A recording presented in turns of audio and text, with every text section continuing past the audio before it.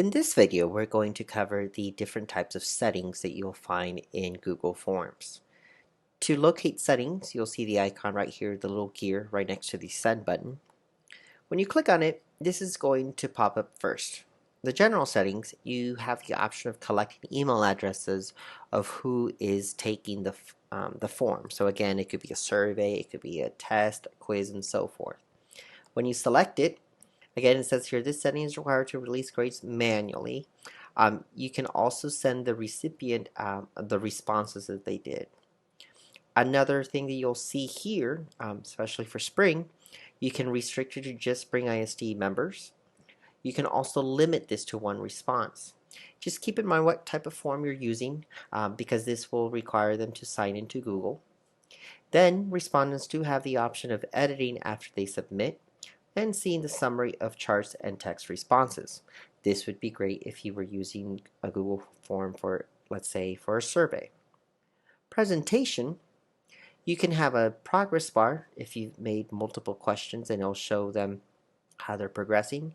You can shuffle question orders as well, and you can show a link to submit another response when they finish the Google form.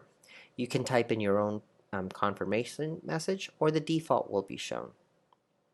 If you're going to use Google Forms as a quiz, you have the option of turning that on or off.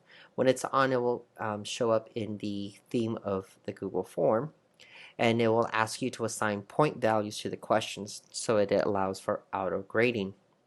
There's options of having the locked mode selected for Chromebooks. You can release the grade immediately or after you've reviewed it. Respondents can also see if they missed questions, the correct answers, and the points values. This is going to be completely up to you how you decide to display your Google Forms. If you're not going to use it as a quiz, make sure you turn it off and then click Save. And then as you can see, you won't see the total points value up here. If you make it into a quiz, it will show you the point values here. Now, point values come from the answer choices right here.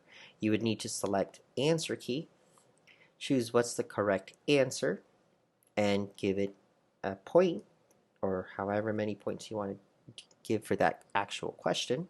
You can even add answer feedback. Good job for answering this correctly, or try again if this is wrong.